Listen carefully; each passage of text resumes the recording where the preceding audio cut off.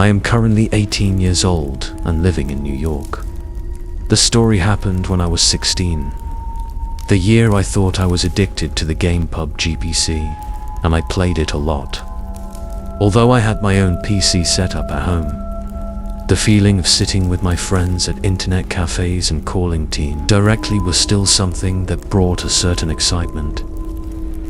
Anyway, back then, I had a lot of time for myself, because my parents' jobs required them to frequently travel for work, and I was often home alone. This happened on a Saturday evening when, once again, my parents were away. They left me at home with a certain amount of cash. But whenever I went shopping, I had to take pictures of the receipts to ensure that I wasn't pocketing any of the money they gave me. That day, after school, I quickly stopped by the local grocery store and bought some food for the few days my parents would be gone. That evening, after finishing all the homework I needed to do, I made plans with a few friends to meet at an internet cafe and play PUBG together. Normally, if my parents were home, I would rarely be allowed to go out this late at night, so I decided to break the rules a little this time. 10 minutes later, we were at the internet cafe. We had promised each other that we would keep playing PUBG until we reached the highest rank before calling it quits. After about 3 hours of non-stop gaming, it was already midnight, and since we were pretty tired, Cole and Larry decided to head home early. That left just me and Henry at the cafe, so we decided to switch things up and play a solo match of FIFA together. About 2 hours later, I started feeling pretty hungry, so I decided to take a little break and grab something to eat before heading home. After a short break, Henry and I decided to go to the convenience store nearby to buy some snacks. The internet cafe was still lit up, with only a few people still engrossed in their games. Henry and I stopped by the convenience store, grabbed a couple of sodas and a sandwich. Standing at the cashier, I didn't forget my usual habit, taking a picture of the receipt to avoid any trouble with my parents later. Returning to the internet cafe, the two of us sat down and continued chatting about the previous games, discussing those clutch moments when it seemed like we were about to lose, but managed to make an incredible comeback. Henry, always easygoing and playful, kept the atmosphere light and fun between us. After finishing our food, I felt more alert, and we dove right back into another solo FIFA match. The mantras went on and on until I finally glanced at the clock and saw that it was already 3 a.m. by then. I could feel the exhaustion hitting me hard. Henry also looked drained, no longer as energetic as before, so we decided to call it a night and head home. As I stepped out of the internet cafe, the cold night air hit my face. The streets were empty, with only the dim glow of the streetlights casting long shadows on the road. Henry and I parted ways at the intersection, and I began my walk home.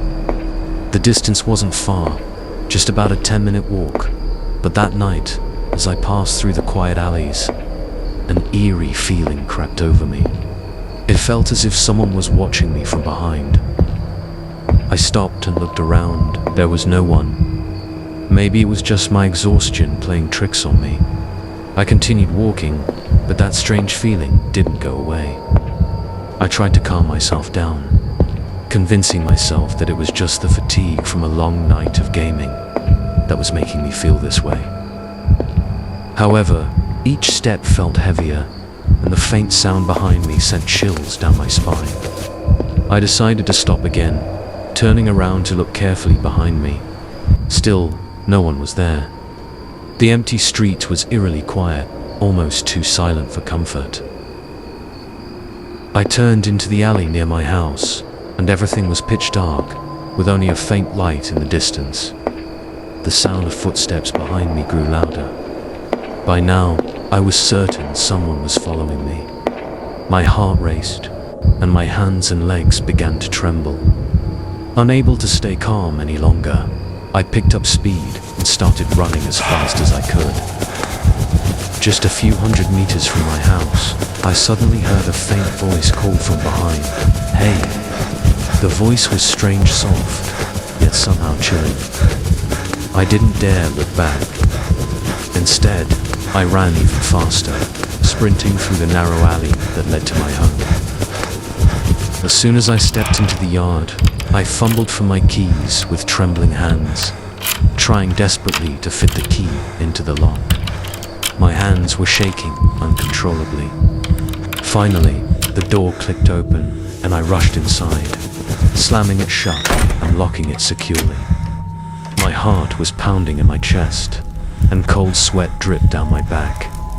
I leaned against the door, trying to catch my breath.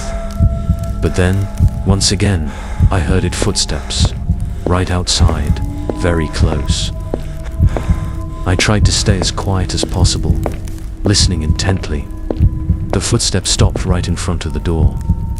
But when I peeked through the small gap in the curtains, all I saw was darkness and the faint glow of a distant street lamp. No one was standing outside. Maybe I was just too exhausted after a long night of gaming. After that, I went into my bedroom and got ready to sleep. About 15 minutes after drifting off, I was jolted awake by a strange noise coming from downstairs. I clearly remembered that I was home alone, so there was no way anyone else could be inside. Feeling a surge of adrenaline, I decided to go check it out. Grabbing the baseball bat I kept by my bed, I slowly made my way downstairs, every crick of the floorboard heightening my sense of dread. Step by step, I descended the stairs, gripping the baseball bat tightly. As soon as I reached the bottom, I froze in shock and let out a terrified yell. A strange man was sitting on the couch in my living room, casually watching TV. His eyes locked on me with a disturbing grin on his face. Panic surged through me, and I charged toward him, screaming, "What are you doing here?" The man immediately jumped up and bolted toward the front door, and I ran after him, the baseball bat raised in my hands. "How did you get in here?" I shouted, chasing him. He didn't answer, he just ran straight out the front door and disappeared into the darkness. It was only after he was gone that I realized something crucial. I had forgotten to remove the key from the lock after rushing inside earlier. A wave of embarrassment and fear washed over me. I had nearly paid a heavy price for that mistake. I didn't tell my parents about what had happened. Instead, I quietly checked around the house to see if anything was missing. Thankfully, everything was still in place. Nothing had been stolen. But I couldn't shake the feeling of dread. I had no idea what that man's intentions were, and I kept thinking if I hadn't woken up when I did, who knows what could have happened to me. The thought sent chills down my spine. When I was in middle school, I really didn't know how to talk to girls. This probably wasn't much different from other boys my age. Though I wasn't shy, I had friends, and my life was fairly normal. However, the idea of kissing or doing anything romantic with a girl was completely foreign to me. Meanwhile, a few of my friends had already started boasting that they had gone further with girls, and this made me feel pressured. Still, I couldn't figure out how to get closer to girls. Everything changed within a short period when teasing girls suddenly turned into a special interest in them. I was quite an active gamer during middle school and the early years of high school. When I was in 9th grade, around 14 years old in 2015, my voice was probably still a bit youthful. I played a lot of console and PC games at that time. My favorite console games were GTA 5 and Fallout 4, while my go-to PC game was none other than League of Legends. League of Legends had been around for a while, and my older brother was an expert at it. I couldn't let him outshine me, so I worked hard to improve my skills every day. For a kid like me at the time, playing online games was one of the best ways to escape the pressures of school and the real world. I spent hours every day immersed in these virtual worlds. During that time, I met a player named Medusa.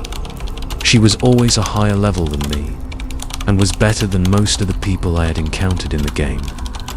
At first, we were just teammates, but as time passed, we became pretty close friends. Whenever I logged in, Medusa would message me right away. We'd team up, take down monsters, share experience points, and chat for hours on end. Medusa wasn't just a great gaming partner. She was someone I felt comfortable confiding in. She knew a lot about me my age, the town I lived in, and even small details about my family. In return, she opened up about her own life, and we shared a lot with each other. She revealed that her real name was Teresa, which made me trust her even more. Our relationship felt like a pen-pal friendship, except we messaged through the game, and sometimes via an app on my iPod Touch. What made it even more interesting was that Teresa also lived in New York, just about an hour's drive away from me. Knowing that, I began to think about the possibility of meeting her in real life.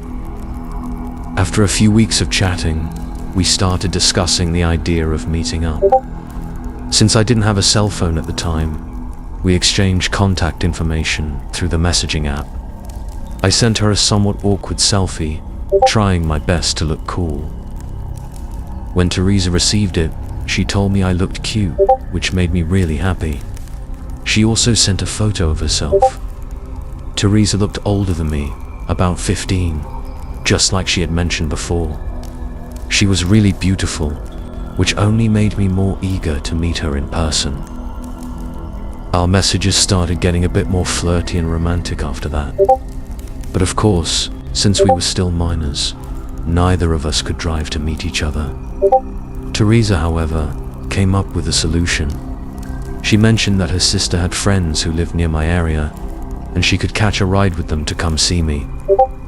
For a 13-year-old like me, this was an exciting and entirely new experience. I decided to plan our meet for the weekend when my parents would be out of town. They had a trip planned to Hampton for the weekend, which meant it would just be me and my 18-year-old brother at home. Since my brother usually went out with friends in the evening, I asked him to go out that night so I could have the house to myself. He agreed, and I felt like everything was perfectly arranged. That Saturday night, I was nervous the entire day. I cleaned my room, focused on my appearance, and even rehearsed in front of the mirror to make sure I wouldn't feel awkward when meeting Teresa. When I got the message from her saying she had arrived, I jumped up and ran to the door. But when I looked through the peephole, there was no one there. My anxiety started to build. I texted Teresa back, asking if she might have gone to the wrong house. She replied that she might have, and would try to find the correct one.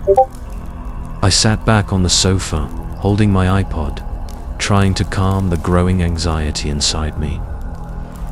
Just a few moments later, I received another message from her saying she had arrived again. I asked her to ring the doorbell so I'd know for sure. When the doorbell finally rang, my heart pounded in my chest, but as I looked through the peephole again, there was no one there. Then, out of nowhere, a hand appeared right in front of my eyes, tapping lightly on the door. A chill ran down my spine as I saw a bold, short man, who looked incredibly terrifying, come into view through the peephole. He said, "Joey, I'm Medusa. I want to talk to you." My entire body froze, too shocked to speak. Without hesitation, I ran away from the door and locked myself in my bedroom. I realized that the person I had been chatting with all this time wasn't a teenage girl, but a grown man. He kept messaging me, knocking on my window, and insisting we had a special connection. I was in such a state of panic that I couldn't bring myself to respond. Even though I had the landline phone in my hand, I was too embarrassed to call my parents for help. I finally called my brother. He picked up, and after I'd explained everything, he said he would come home right away with some friends. While I waited, I hid in my parents' room and watched through the window. The man was still outside, trying to peer in, tapping on the glass, and telling me we could still be good friends. But I didn't respond. When my brother arrived with his 3 friends, they quickly confronted the strange man. He awkwardly tried to justify his actions by saying that he was only trying to teach me a life lesson about not trusting strangers online. But no one believed him. My brother and his friends threatened him, and he hurried back to his car. One of my brother's friends even threw a rock at his car, making him speed off quickly. Although the experience was both terrifying and humiliating, I am truly grateful for my brother and his friends arriving just in time. They may have saved me from a genuinely dangerous situation. Looking back, I realized how easily trusting a stranger online could lead to serious consequences. It was the first big lesson in being cautious, one that I will never forget.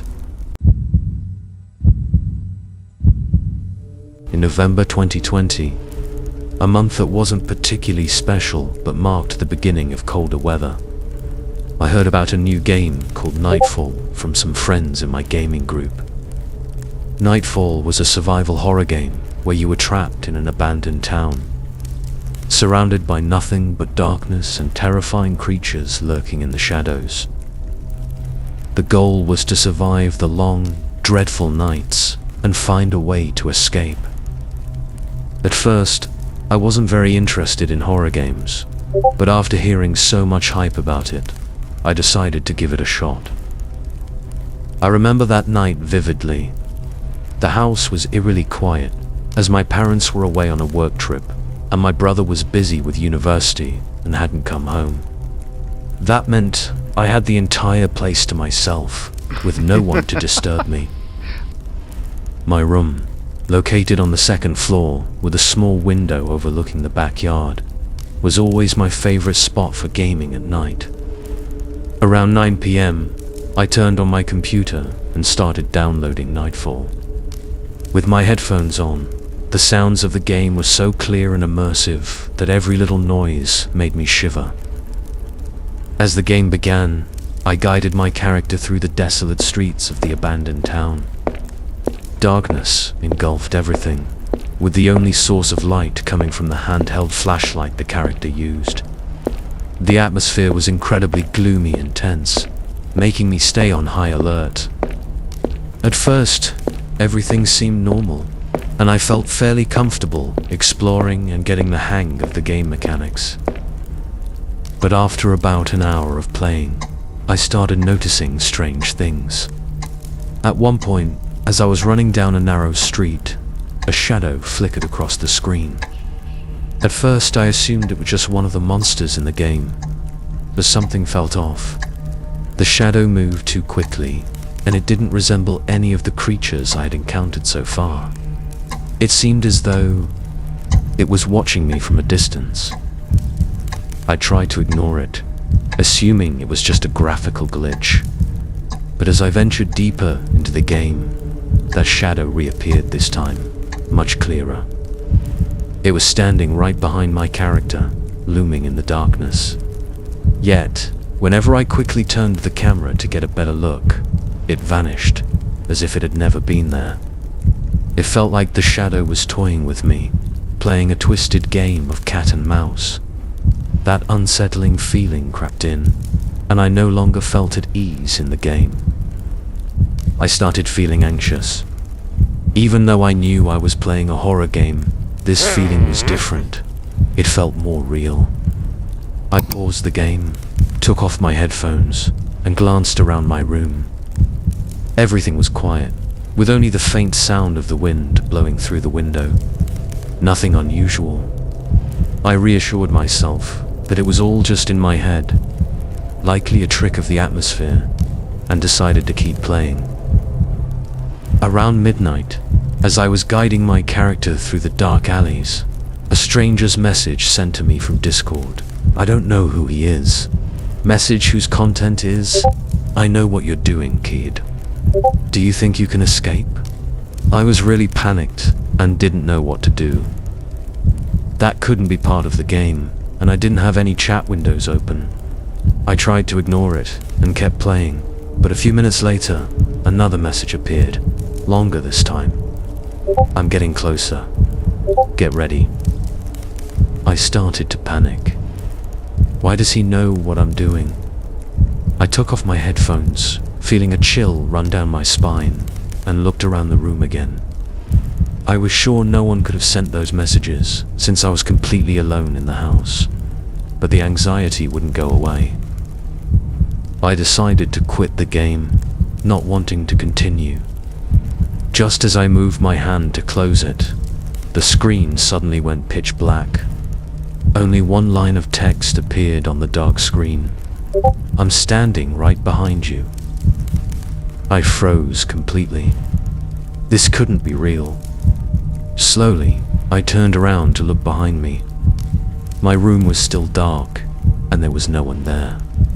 Yet, the unnerving feeling that someone was watching me lingered, like an invisible presence observing my every move. I tried to calm myself down, deciding to shut off my computer for good. Just as I reached for the power button, my phone buzzed. I looked at the screen. It was a message from an unknown number. You shouldn't go back to the game. I couldn't believe what I was seeing. My heart pounded, and my mind raced with a flood of thoughts. Who could have sent that message? How could they possibly know I had just quit the game? Panic started to take over, and all I wanted in that moment was to get out of my room. I rushed downstairs, locking the living room door behind me. I collapsed onto the sofa, breathing heavily, trying to calm myself down. I couldn't explain what had just happened. That entire night, I didn't dare go back to my room, and I certainly didn't touch my computer again. The next morning, I made the decision to uninstall Nightfall from my system. I didn't know what had really transpired, but I was sure of one thing. There was something very wrong with that game. While it was just a horror game, the feeling it left behind went far beyond simple entertainment. It wasn't just the in-game scares. It was the true sense of terror that had engulfed me, as if the boundary between reality and the virtual world had been shattered.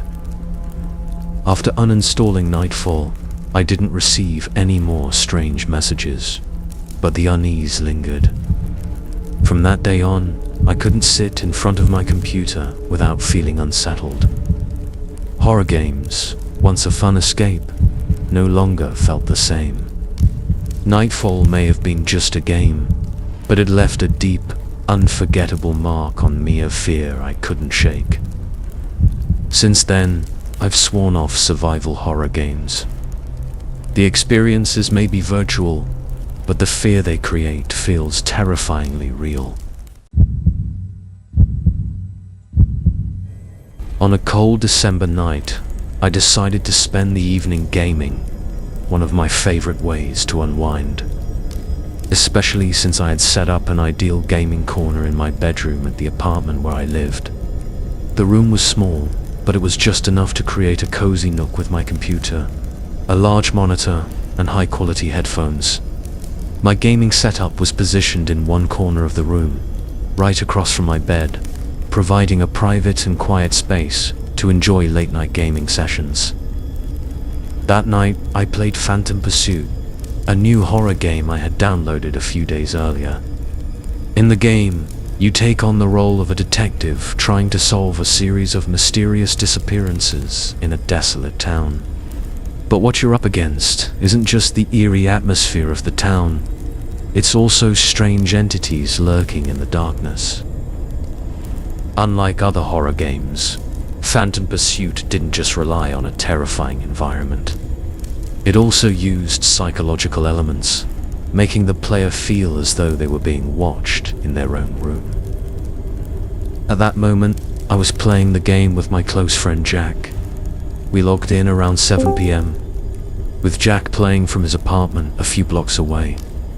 Everything was going smoothly, just the usual mix of laughs and tense moments as we tried to escape the terrifying entities in the game. But things took a strange turn when we reached a scene where our characters had to confront an invisible entity that crept up from behind.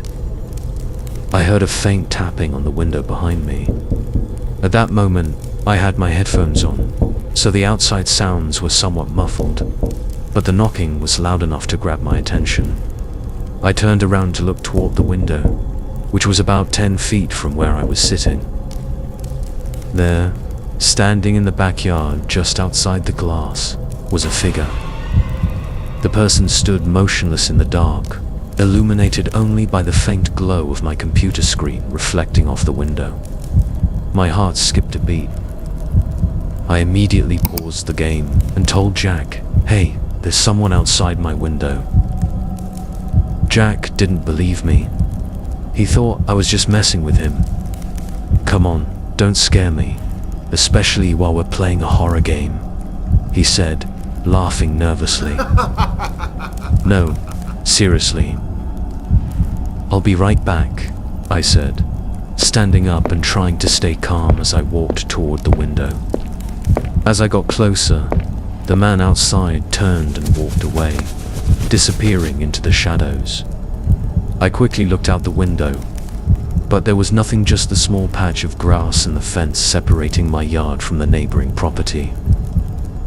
At that moment, I felt uneasy, but convinced myself that maybe it was just someone who got lost or had nothing to do with me. I returned to my chair and resumed talking with Jack. I told Jack about what had just happened, but we both brushed it off, assuming it was just some kind of misunderstanding. We continued playing for a few more hours without incident. However, around 10 p.m., as I was fully engrossed in guiding my character through the game, I heard another sound at the window. This time, I was sure of it, and I immediately turned to look. Through the window, I saw the same man from earlier, but this time, he was standing still, looking directly at me. My heart pounded in my chest. This couldn't be happening. I tried to stay calm as I slowly stood up. The moment I did, the man quietly stepped back and disappeared from my sight once again. Panic surged through me, and I rushed out of the room, into the hallway of my apartment, feeling an overwhelming need to distance myself from that window. As I stood there, catching my breath, I suddenly heard louder bangs coming from the bedroom window, as if the man was trying to break the glass. I couldn't stay in that room any longer. I quickly left the apartment, stepping into the shared hallway of the building, and immediately called the police. While waiting for them to arrive, I didn't dare go back inside. Instead, I headed down to the lobby area of the building and sat there, still shaking. My heart was pounding, and I couldn't stop thinking about that man. Who was he? What did he want? All I knew was that I had to get away from him. About 10 minutes later, the police arrived. They inspected my apartment and the area behind the building. When I returned to my apartment, they informed me that the bedroom window had indeed been broken. There were clear signs that the man had entered and rummaged through my belongings. Some of my things were scattered around, and a few small electronic devices were missing. But what shocked me the most was when the police pointed out footprints leading from the broken window straight to my desk right where I had been playing my game just minutes earlier. After their investigation, the police confirmed that the intruder had escaped before they arrived. I was still trembling as I recalled the events of that night. The most unsettling part was that the police couldn't explain why the man had fixated on my window, or how he seemed to know my every move. It left me with more questions than answers, and the eerie feeling that someone had been watching me so closely haunted me long after they left. I decided not to stay at the apartment that night. I packed a few things and went over to Jack's place to spend the night. We stayed up talking about the whole situation, but I couldn't shake the strange connection between Phantom Pursuit and what had happened to me. In the game, the character is stalked by an invisible entity from hidden corners, and in real life, I felt like I was being watched in a similar, unsettling way. Maybe it was just a coincidence, but that chilling feeling stayed with me, making me think that something was off. The next day, I decided to uninstall Phantom Pursuit from my computer. The window in my apartment was fixed, and I tried to get back to my normal routine, but the memory of that night stuck with me. Ever since, I've felt like there's an invisible presence watching me, even when I'm gaming in what used to feel like my safest space. The game might have been virtual, but the fear I felt that night was all too real. Ever since then, whenever I put on my headphones to play a game, I always pause for a moment, listening carefully just to make sure nothing in the real world is lurking around me. A while ago, I joined the online gaming community as a way to relax after work. I wasn't aiming to be a professional player or a well-known streamer. I would stream on Twitch, mostly for friends, and sometimes a few random viewers would drop by. Each stream usually had between 1 to 4 viewers, and most of them were people I knew. For me, it was just a hobby. I didn't do it for fame or to make money. One night, I decided to try a game that had been getting a lot of buzz. The Haunting. It's a horror game that places you in a haunted house, where you have to survive the mysterious entities lurking within. What makes the game so haunting is the eerie atmosphere. Doors creak open by themselves. Footsteps echo down dark hallways, and you can feel the invisible presence of something watching you. It really got under my skin. I started the stream like I always did, with a few friends watching. The night was pretty quiet until a new viewer joined the channel. The username wasn't familiar to me, so I figured it was just a random person who happened to stop by. As usual, I greeted them politely. "Welcome to the stream." At first, the person responded with a simple greeting, but soon after, their comments started getting weird. They began with small criticisms, mocking my gameplay, and constantly making sarcastic remarks about my skills. I tried to stay calm, thinking it was just a young player looking for attention. However, things took a darker turn when their comments shifted from playful jabs to more serious threats. The viewers started saying things like, "I know where you live, and I'll be seeing you soon." At first, I didn't take it seriously. It's common for online trolls to try and scare people like that. But then something strange happened. The person began using my real name, not just my account name. I was shocked. "How do you know my name?" I asked, trying to stay calm despite the growing sense of unease. The person immediately replied with both my first and last name, and that truly shocked me. My real name wasn't anywhere on Twitch, and I had never shared personal information with any viewers. A sense of discomfort and anxiety crept in. This wasn't just a joke anymore. Felt much more serious. I told Zach, who regularly watched my streams, about what was happening. He thought it might just be one of our friends pulling a prank. But after we asked around in our group, no one admitted to it. This only made me feel more confused and unsettled. After a bit of back and forth, the mysterious viewers suddenly left the stream. I thought it was over, that the strange encounter had ended, but I was wrong. The next night, as I returned to my regular stream, the mysterious viewer showed up again. This time, instead of direct threats, they simply wrote, "I'm getting closer." The message sent chills down my spine, but I tried to stay calm and not show any fear.